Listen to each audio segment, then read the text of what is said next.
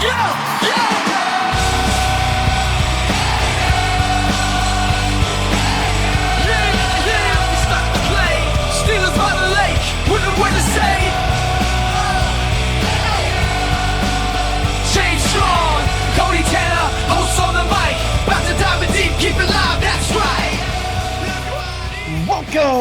to the Steelers by the Lake podcast. My name is James Strong, joined once again by my co-host, Cody Tanner, all the way from West Virginia. How are you this fine Monday evening, Mr. Cody?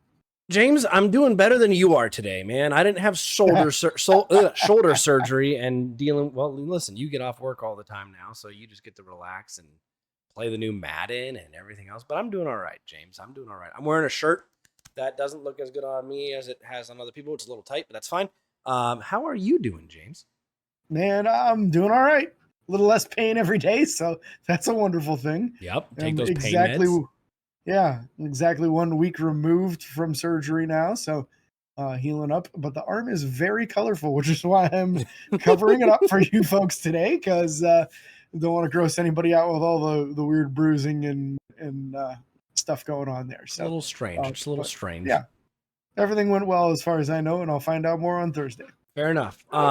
We are recording here on a Monday due to the fact that we tried to hold out a little bit for Pittsburgh to potentially make a move, or Brandon Ayuk potentially to make a decision, or the 49ers to make a decision.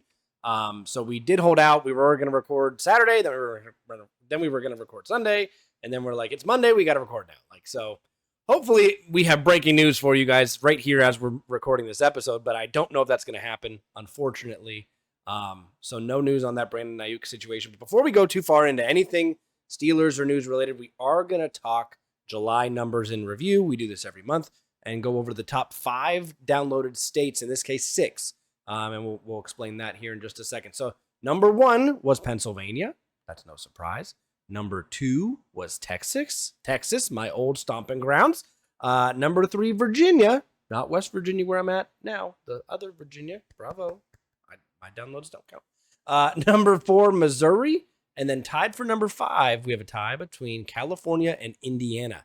So those are the top downloaded states. If you guys are from any of those states, we thank you very much. If you're not, get on it. Get on sharing the show. Let's get some more downloads, and we'll make it work. We'll get you guys up here on this list. But now, James, before the game, because we are going to do a game review as well from Friday night's first preseason game against the Houston Texans, we are now going to talk some things that happened beforehand.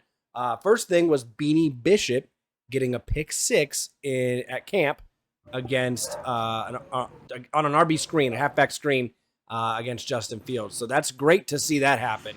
I'm excited to see Beanie Bishop hopefully get some more playing time.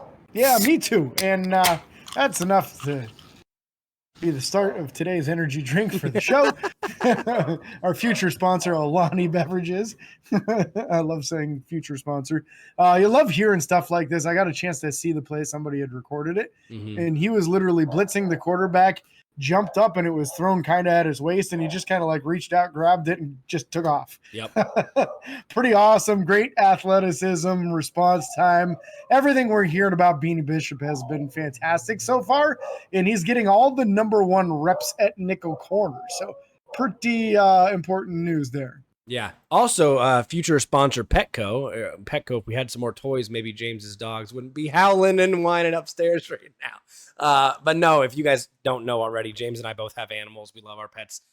You might hear a little bit of barking in the background with James right now. His dogs are a little wild. That's fine. Ryan Watts also got his first interception as safety and also took it for 6 versus John Rhys Plumlee. Now, John Rhys Plumlee listed as a quarterback. Just some news real quick before we forget. He was making a position change to wide receiver potentially. We'll be looking into whether or not that happens this next preseason game. They talked about playing him in the wide receiver position. I don't know. I'm interested to see if they actually do it and if we see anything about it.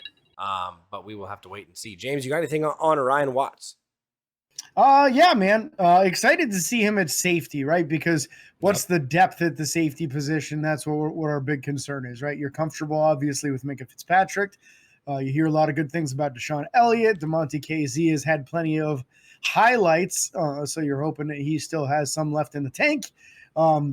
But past that, for years now, we've been wondering who's going to be that developmental safety, who's going to be the guy. Yep. So I'm excited about a guy with his frame, his size, for a safety, good athleticism, to get a chance to play some ball there. And excited to talk about how I felt he looked in the preseason game too, as we're going to cover that later on in today's show. So definitely an interesting thing to me. Cam Sutton getting a lot of work at safety in practice so far, Cody. And I think that might go kind of hand in hand with what we were talking about. Some of those back of the roster safeties were getting injured, so they were doing some shuffling off and on the roster. We'll discuss a little bit more in detail with that as far as that, and a couple more notes here also. But interesting to see Cam getting more work as a safety than he is as a corner right now. Yep. Tight end Rodney Williams did have the injury issues he was going through. He did return to practice and then missed the very next one. So I guess that's how it goes. Patrick Queen's been off getting some rest days. Yep. Up and down. He's been up and down. Rodney has been up and down. He was able to make it back for the game, so that's good. Yeah. Alandon Roberts and Peyton Wilson got the start for that because of Patrick Queen having some rest days and not playing in that first preseason games. Steelers did bring back safety Jalen Elliott, which was good news because, again, we talked about that safety depth and how we don't have a ton. Jalen Elliott coming back was good. And then, listen, we went out, we signed Marcus Golden, and oh, my Lanta, boom, he's gone. Marcus Golden retired before the start of the game and said peace. 2 days of full practice, and then he had 2 days not practicing, was on the sidelines and said, enough is enough. You know, when you fall out of love with the game like that, you don't find joy in playing it anymore. That's kind of just what happens. So, yeah. I mean, it is what it is, but we'll go from there. We've got to sign another linebacker. I wouldn't be surprised if, honestly, he had something minor come up, like a hamstring or something, and he said, this just isn't worth it. Yep. That wouldn't surprise me either. So, real quick, let's talk the game. Got to talk the game. Pittsburgh played. Yeah, man, it's the game. It's the game day. We're talking about practice. We're Friday talking about night game. Friday night lights. In Pittsburgh. Hosting the Houston Texans. We got spanked by them last year. We got not spanked by them, but we got beat on Friday night. And that's fine. Don't get me wrong. I love to see us win preseason games. I love to see us get in a rhythm early. Unfortunately, just didn't see that. James, I don't have any kind of crazy way to go through this. Where do you want to start with this? I think let's just kind of go position by position like we like to a lot of times. Okay. And that starts us with the quarterback position, as we love to do. Russ Wilson did not play in this game. So Justin Fields got the start. Kind of an up and down performance for him. I like the completion percentage, only having one incomplete pass. And that was the one on the sideline to Van Jefferson where he had both feet in, but they rolled him out of bounds. And the staff decided not to challenge the play. So technically, as far as completion percentage, he had a perfect night. Yeah. 2 I fumbles. thought a few of those passes were actually really good. Good timing, hitting a guy right in stride, allowing for people to have room to get yards after the catch, which is so doggone important, especially with a young, really athletic wide receiver core like Pittsburgh has right now. There was a couple times where he hit George Pickens, and Pickens made a guy miss and then went and got a few more yards, or hurdling people, and just he didn't hit him with someone draped all over him. He hit him when he was open so that he could go make some plays. Now, I hated seeing the quarterback center exchange get on the ground twice. Both of them from under center. Neither one of them was shotgun, so you can't say, oh, this is 100% on the center. It was a bad snap. You can't say it's 100% on the quarterback. It's tough to say. The ball got into his hands both times. I don't know if the placement was wrong. I don't know what went wrong there. I haven't heard from any of the experts on that, so I'm kind of waiting to hear some people that break that down and say exactly what they feel went wrong, because neither one of those guys is going to blame the other one. No, so. and honestly, I think we're at the point now where we may not even hear something. I think that there's just a, hey, the communication was off. The rhythm, the chemistry was just not there game one to start off with. Hopefully it's improved game two. That honestly just might be where it's left and where we're left off with. And that's fine. I mean, I'm not looking for any explanation. I just don't want it to happen again, kind of thing. So we'll see what happens moving forward. But Justin Fields did get 3 drives. Unfortunately, all 3 drives did end in punts. So 3 first quarter drives. The first drive was 33 yards. The second drive was -2 yards. And the last drive was 43 yards. Again, unfortunately, all of them ending in punts. We'd like to see more out of someone that people are calling a potential starter for this team, depending on how Russell Wilson plays. But then let's bounce over to Kyle Allen. Kyle Allen came in and actually had a fairly decent game. 17 of 23 passing for 193 yards, a touchdown, and an interception. I felt like the touchdown drive was really nice to see. And the timing of that was really nice early in the second half to see that kind of that we could still go out and put up points. I was really worried that we were going to end with no touchdowns in a preseason game. It was going to be really concerning. And I was going to be really worried about the offensive play calling already. But and Kyle Allen needed that. Let's be honest. Yes. His time on the field in the second quarter was bad. He was missing people pretty horribly. He had Calvin Austin, the third in the corner, and missed him for an easy touchdown. I mean, Calvin probably, if he hadn't bobbled it, might have been able to bring it in for a touchdown. But still, the ball was a little overthrown, which put him in a difficult position when he was wide open. Yeah. So he settled down and in the second half was drastically more accurate. Now he had some real layup throws where guys were standing 20 yards downfield with nobody within 15, 20 yards of him, but he made the throws. So got to start somewhere. Got to start somewhere. You'll take it. We had some successful drives. We got a couple touchdowns. And I went from saying, my Lord, I hope John Rice Plumlee looks good in this game, to saying, all right, Kyle Allen's fine. So it was a big swing of emotions for me in this game on how I felt about his performance, but I felt a hell of a lot better at the end of the game than I did previous to it. Yep. Let's bounce over to the running back room.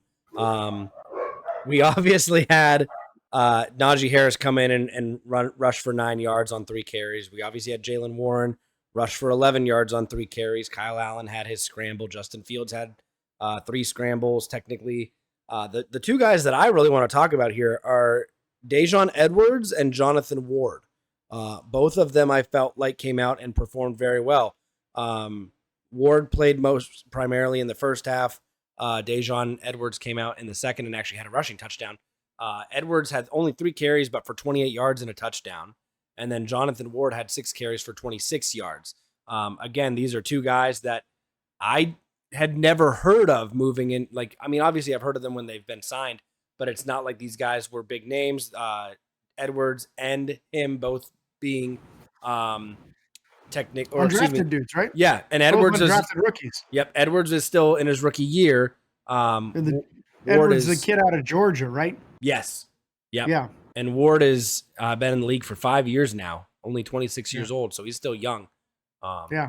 Very interesting to see these two guys run hard, too. Yeah, I'm with you on that, Cody. The first touch from Ward went for about 20 yards over the left side. He had a real nice run, showed some great explosiveness on that. So very, very fast individual. He was getting some work on kick return unit as well. So you like to see that sort of thing. Now, Edwards, on the other hand, is the guy that came out of Georgia and ran like a 4.72 40 or something.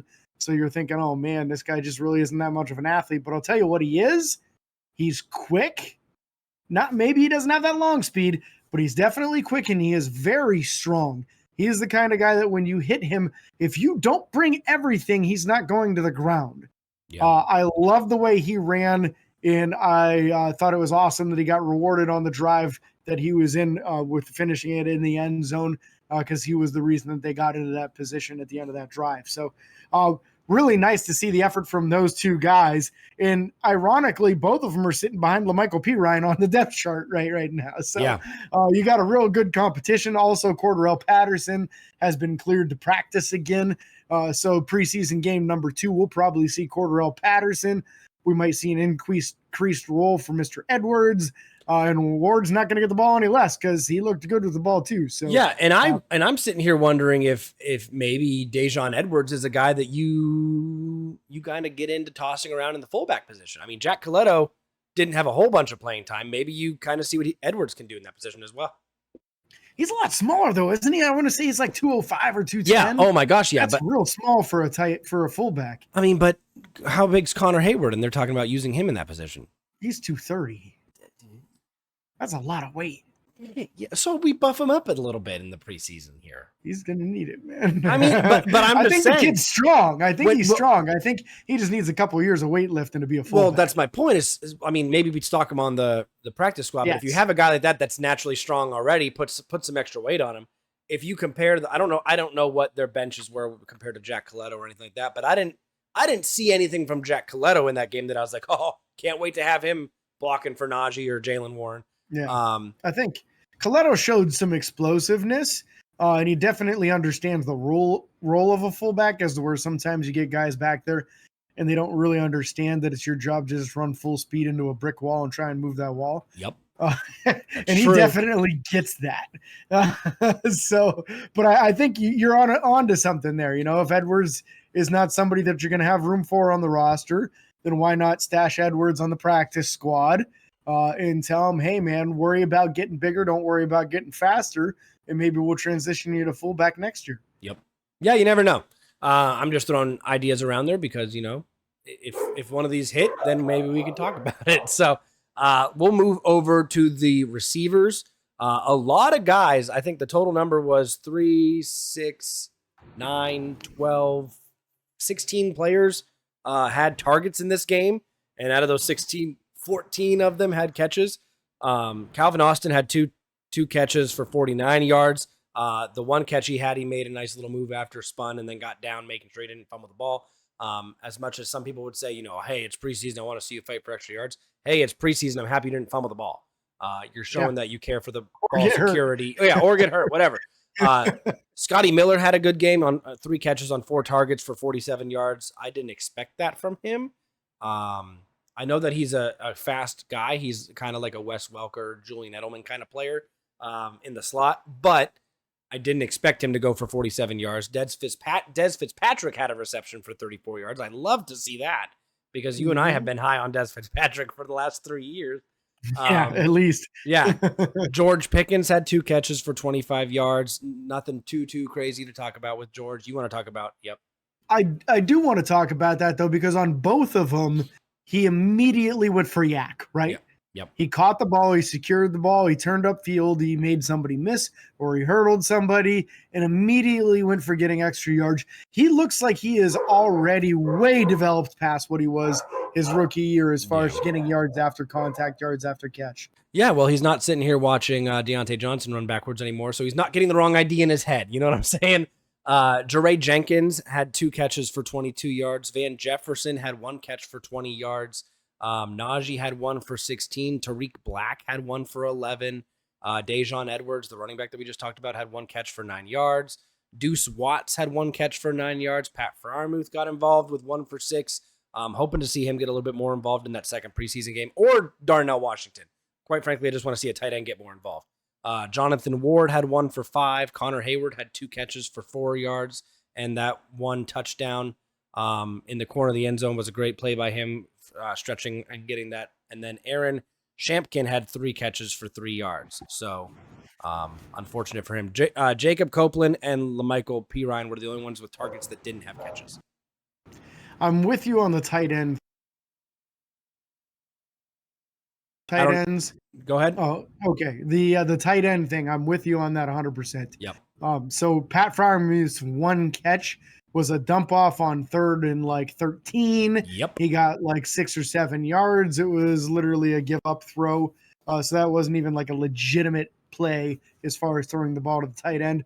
And then the 2 to Connor Hayward, I still kind of feel like he's more of a running back out there than he is a tight end. So I almost don't even consider those. But both of those were in the flat, one of which did result in a touchdown. But both of them were just like simple out patterns, nothing extravagant. So really want to see them start to use the tight ends. That's supposed to be a big part of the Arthur Smith offense. These quarterbacks got to execute that part, man. We got 2 really good weapons at tight end. Let's make sure we use them because that needs to be going on all 4 cylinders come the regular season. We need to be pounding these tight ends with a good 8 to 10 targets between the 2 of them every game. Yeah, and while we're here talking about the wide receivers, someone who didn't have any targets on the game, and I'm happy he didn't, and I'm hoping that I'm surprised he's still on the team at this point. Quez Watkins misplayed the first 2 punts quite badly. The second punt misplayed it so bad that he muffed it. And I could handle a muff. I could handle that in preseason, especially with younger receivers and all that stuff. It happens. Get it out of your head. Get refocused. My issue with that, which I told James when it happened, we were talking over Facebook Messenger while the game's going on, is the lack of effort to get the fumble after it happened. He saw the other players coming in because those players looked like they were playing for something, and they dove on that ball very quickly. Now, don't get me wrong, Quez, he could have gotten hurt if he jumped on that ball. But you know what? That's what you're in the NFL for. Like, I'm not saying you're trying to get hurt, but you're trying to win games. And by not going for that ball, you are not trying to win that specific play, therefore the game. And you're kind of hanging your teammates out to dry. All right? of them. All of them. You already made one mistake that put the team in a bad situation. The ball's on the ground. You got to sacrifice your own body and go get that ball back because you're the one that put it there. Yep. That's your responsibility to get back on top of that thing. I mean, every other player on the field is going to be trying to do the same thing, but you know where that ball is better than anyone else when you drop that. So, horrible night for Quez, especially when you look at what is the situation with Pittsburgh. You know, they keep 5 or 6 wide receivers every year. Obviously, George Pickens a lock, Calvin Austin the third a lock, Roman Wilson didn't play, but he's a lock. He's a third-round rookie. It's happening, right? Van Jefferson has been running as the number 2 wide receiver. Van's basically a lock at this point. Yep. And Scotty Miller had a real nice game, and he's been looking good. Yep. That's 5 dudes right there. And then Quez puts up a stinker like that for his first preseason game. I'm telling you, he's looking at battling with guys like Dez Fitzpatrick and some of those other guys. And if Pittsburgh does pull off this trade for Brandon Ayuk that we've been hearing so much about, Quez isn't going to have a job. Nope. And I won't be sad about it because if you can't even figure out how to field a punt, man, if that's your primary job and you can't figure out how to get under the thing, I know it's difficult, but if it's your primary job, you better figure it out, bro. Well, and here's where I'm at. If we're not cutting him immediately to like today or tomorrow, all week long I'm having the punter punt balls in the middle of camp and waiting until it hits high point and saying Quez, like just yelling and make him figure out where it's going. Like, like 17 times a practice. I'm not letting him. I'm saying make him face away from the punter. Wait till the thing's in the air for a couple of seconds and then let him turn around and try and find it. Yep. He needs work on it. Yep. It's going to be torture, but that's what I would do. I'd make him. If that's his only path to making this roster, it's a long shot right Listen, now. He's got to hold a ball the whole time at camp, the whole time at meals. He's got to have a ball in his hands. And then you know what? He still has to catch the other ball with the ball in his hands. That's where I'm at with it. And some people who don't know like football and practice and stuff like that are like, why would you do that? That's so cruel. That's so mean that you're just humiliating him. No, that's practice. You're training that guy to get in his head. I'm not dropping this ball. It is as much of a physical thing as it is a mental thing. If you're that bad at the job that you have and it's your only job, then it's time to find a new job. Yep. I know he's fast, but I don't think he's Olympics fast. So no, we don't. Yeah, we're just gonna move on. Anyways, let's move on to the offensive line. You have kind of the people that were playing in what position, stuff like that. Yep. Let's talk about it. All right. So starting offensive line, we had Dan Moore at left tackle. Left guard was Spencer Anderson because Isaac Seumalo got a rest day. He did not have to play in this game. So Spencer Anderson is your top backup guard right now. Nate Herbig got the start at center with James Daniels right guard. And then, of course, Broderick Jones starting at right tackle. They got, I want to say, 2 drives with this unit before mixing up it a little bit. And then the second unit, things switched around. Broderick Jones went to left tackle. Mason McCormick at left guard. Zach Frazier at center. Spencer Anderson moved over to the right guard. And then Troy Fautanu came in at right tackle. So that kind of gives you some good insight as to how they're looking at those top positions. I think Broderick Jones only got 1 or 2 series at left tackle before we saw Dylan Cook come in at left tackle and played most of the rest of the game there. Yeah. But yeah, so a little bit split for Broderick, some at right, some at left. And I feel like I kind of have a mixed bag on this, right? I'm a little worried about the center to quarterback exchange with Nate Herbig, but otherwise I thought he looked good. Yep. I thought that Spencer Anderson very much so looked the part. Yep. I didn't think one time, oh man, Spencer got beat. Oh man, Spencer got pushed backwards. Like I wasn't thinking that. So I feel like Spencer had a pretty good game. I'm a little bit, I don't even want to say concerned, I guess, but Troy Fautanu got beat twice, but he also got beat by Donnell Hunter, who was one of the top 5 pass rushers in the entire NFL and had like 18 and a half sacks or some crazy number last year. Yeah. So don't worry about that as much. He also tweaked a knee. Yes. And so I don't know if that had happened before. Like, I don't know if the play that he got taken out was, you know what I mean? Game. Huh? It happened in the game, No. and this has to go in the toughness column. The coaching staff apparently had no clue this even happened until he asked them for a knee brace. That's my point is it's one of those plays that he got beat. Yeah. He could have already been having the knee issue. Yeah. You know what I mean? Like, I don't know when it happened. He didn't get physically beat as far as body positioning. His body was in positioning. It was all handwork. Yeah. Donnell was able to dip underneath him, and he wasn't able to distance him with his hands. He missed with his punch. And if you miss with your punch, the guy is going to pass you. Yep. And that's all just practice right there. And again, he's playing right tackle for the first time. He was a left tackle his entire college career. Yep. So the timing and the placement of that punch and landing it is going to come around. Word on the knee is it's a very, very minor MCL sprain. They're expecting him to miss a week and be back for the last preseason game. Yep. I thought Mason McCormick had a fairly mediocre day. I saw him get beat twice. And it wasn't close. They weren't close like that. He bad positioning or like it was bad everything. So I'm not feeling too confident about Mason McCormick. Broderick Jones, I feel like I still haven't seen the animal in him yet. I mean, one game in, I saw it a little bit last year, but I'm just waiting for him to be an absolute dominating force. My fear, and what I noticed a little bit, and I kind of want to pay more attention to in the next game, is when the ball is moving away from him, whether run or pass or screen or whatever, I feel like he doesn't give maximum effort. I feel like he doesn't give his Deadpool impression maximum effort.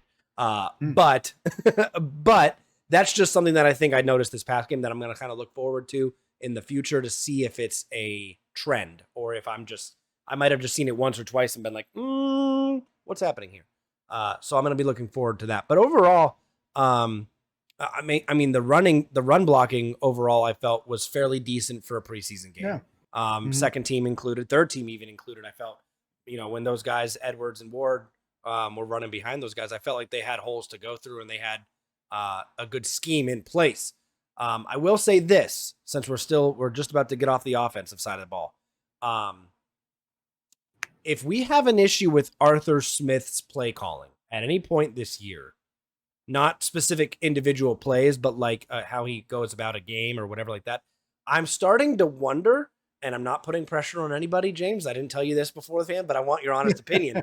I'm honestly wondering, because I really feel like we struggle to pass the ball. And I felt like with Justin Fields, we should have been better. I mean, don't get me wrong. We talked about his 6 for 6 and everything, but I'm talking about the play calling, the design and things like that. I'm starting to wonder if there's any kind of handicap or something that the team's like, hey, we want to focus on the run, or we want to primarily run the ball like Pittsburgh has in the past. I wonder if our offensive coordinators over the past few years have been handicapped to some extent by what the front office or Mike Tomlin wants to do with the offensive play calling, or if they are totally hands off. Because I don't know. And I think they can say whatever they want in the media, but I genuinely don't know. So I'm just putting it out there that I'm going to pay attention to play calling to see if I have similar issues that I've had with the past two guys. And I call it from their head. I think that you would have liked how things went in those first 3 drives a lot better had we not had 2 fumbles on the center to quarterback exchange, because one of those ended the drive. Yeah. Right? Yep. One of them was a turnover on that, and another one put them in a situation where it was nearly impossible to finish the drive, and then they just had that dump off pass to Freiermuth, right? Yep. But even that, I want to see something different. different. Only had one opportunity, one drive that didn't have a very basic mistake that cost you the drive.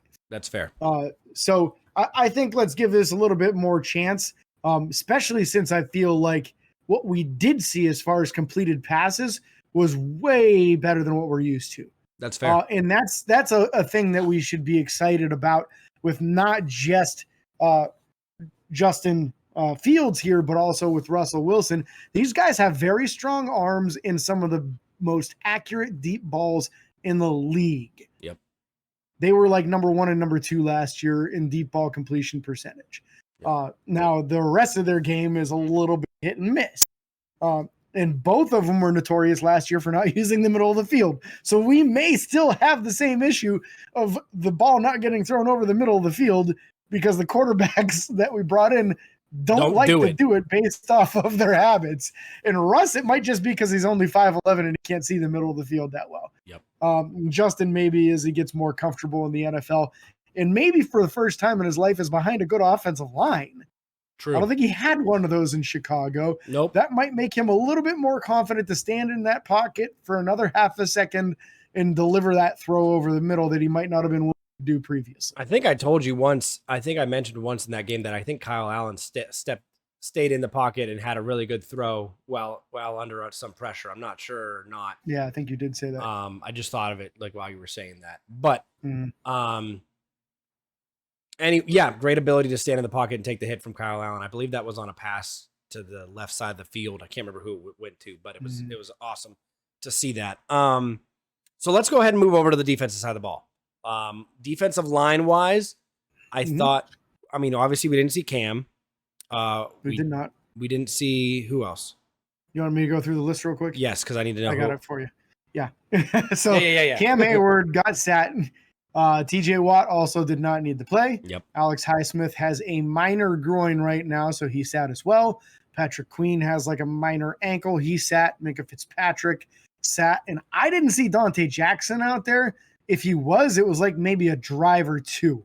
I never saw anybody throw at him. So you had 5 or 6 starters didn't play in this game. Yeah. And Keanu Benton got poked in the eye on like the first drive and never came back. Yeah. So you really only had 1 of your 3 starting defensive linemen play any kind of significant steps. And I don't want to say Larry Ogunjobi only got like 1 or 2 series before they pulled him because you really don't need to see a ton out of him. You know you're going to start him. So yeah. I'm going to start off with that defensive line. I'm going to go 2 guys real quick. DeMarvin Leal and Montravius Adams both got sacks in this game.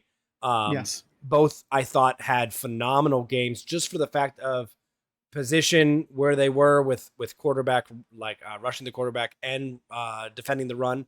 I thought they both did I thought Montravius Adams had one of the best games I've ever seen him have, quite frankly. And so I was excited for that. Isaiah Loudermilk didn't make any notable plays in my book, but I didn't see him give up anything. You saw, the tip. He had the tip. He had a tip, yeah. Yep. He had a tip, but otherwise a lot of stalemates where he didn't really make a lot of progress. I'm with you on Montravius Adams and DeMarvin Leal. Leal was very disruptive, looked very quick in this game. Rumor has it he's down to 275 right now, and they're practicing him a little bit at outside linebacker as well. But he definitely moved real well on the field, and he was good at getting off of blocks, whether it was pass blocking or run blocking. He was good at getting off of it and getting after the ball carrier or the quarterback. And like you said, I think that was the best pass rush I've seen out of Montravius Adams ever. Yep. Now, also, they were going against like second-team offensive line, a little bit of third team as well. So it's not starting caliber, but we need to see it start there, right? Well, we need and to it's see confidence. These guys dominate against backups and then go have some success against starters. And I don't think that Montravius Adams is going to turn into something. Don't get me wrong. But it's too early to give up on DeMarvin Leal's career. Yep. I'm with you on that. DeMarvin Leal could still turn into something as a quality starting defensive lineman.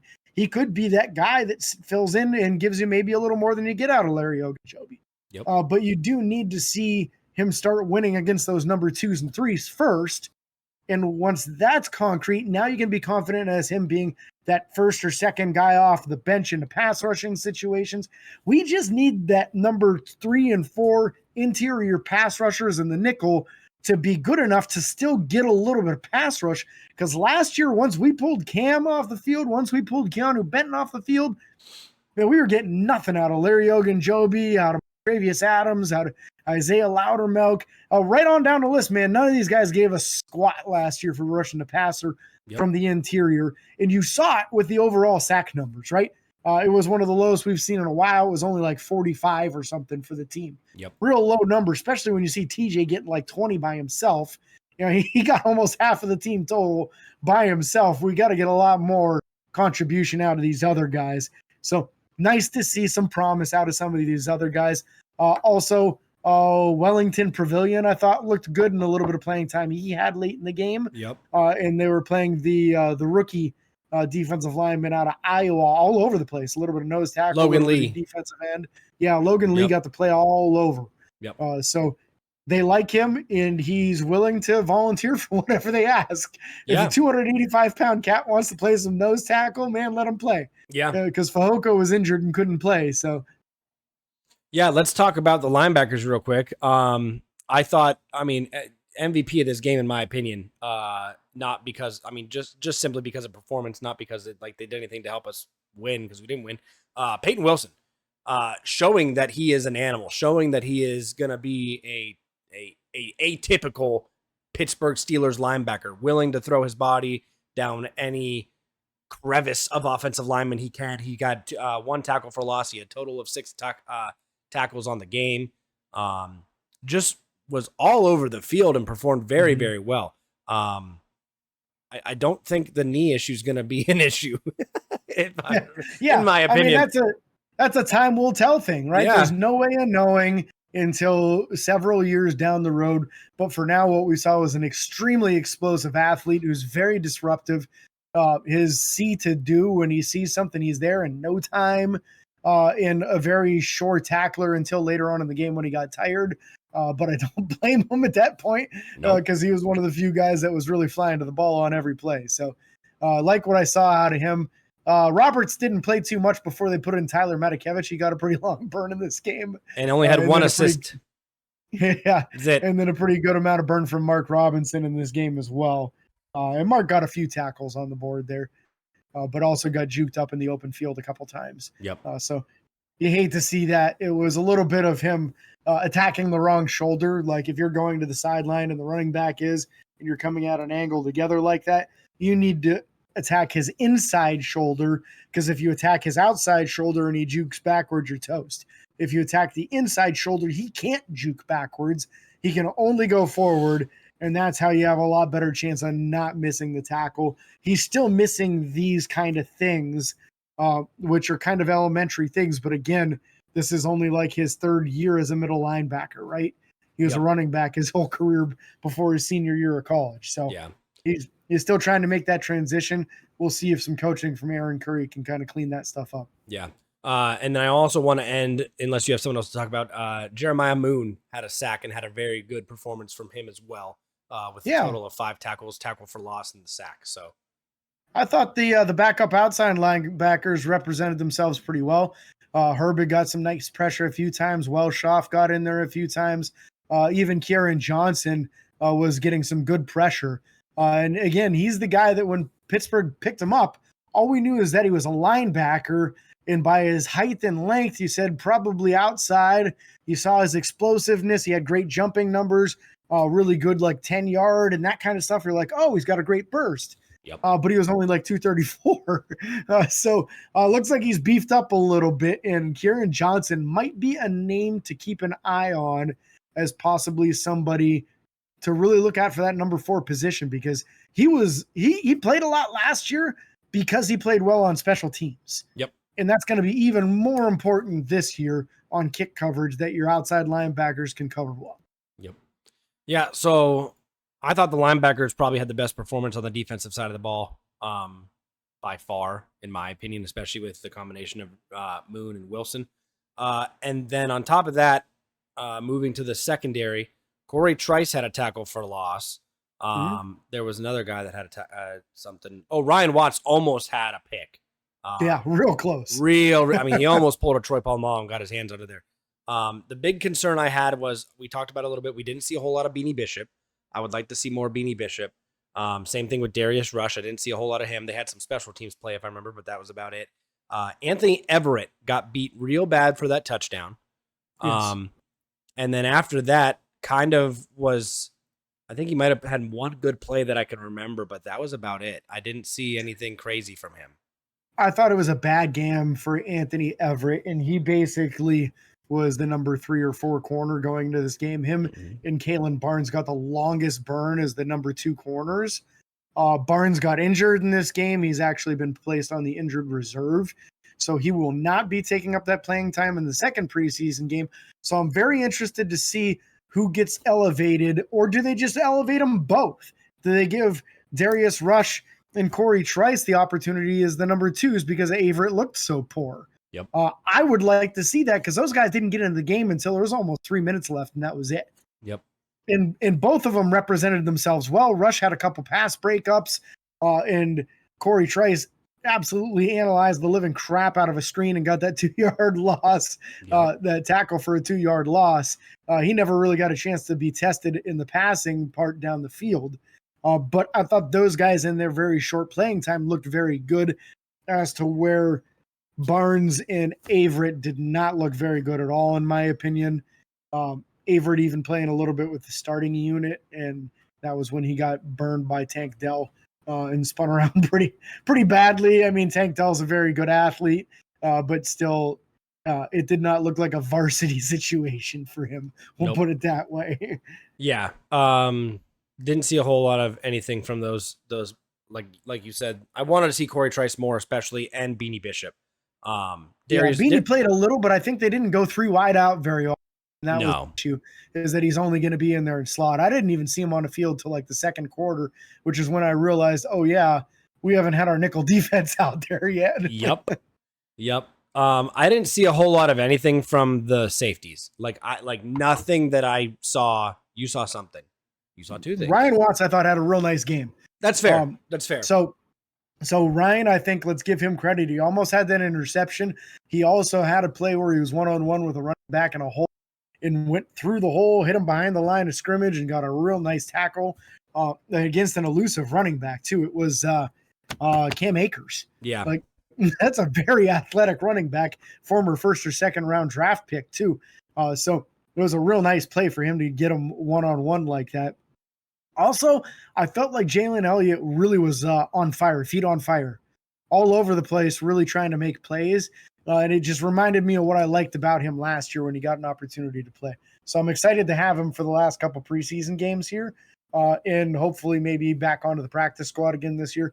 So I think you can do a lot worse for a practice squad safety than Jalen Elliott. But yeah, I was unimpressed with both Deshaun Elliott and DeMonte Casey. I felt like they did not look like they were ready for that game. Yeah.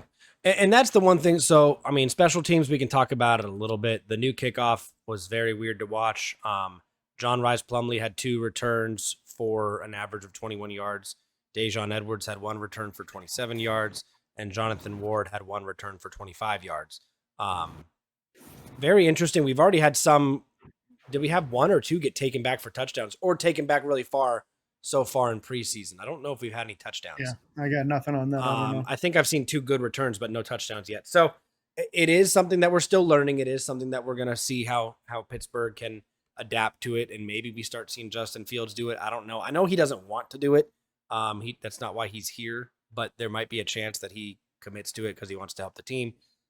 So keep an eye on anything new. I think we might see a big change with how they do those in this next preseason game.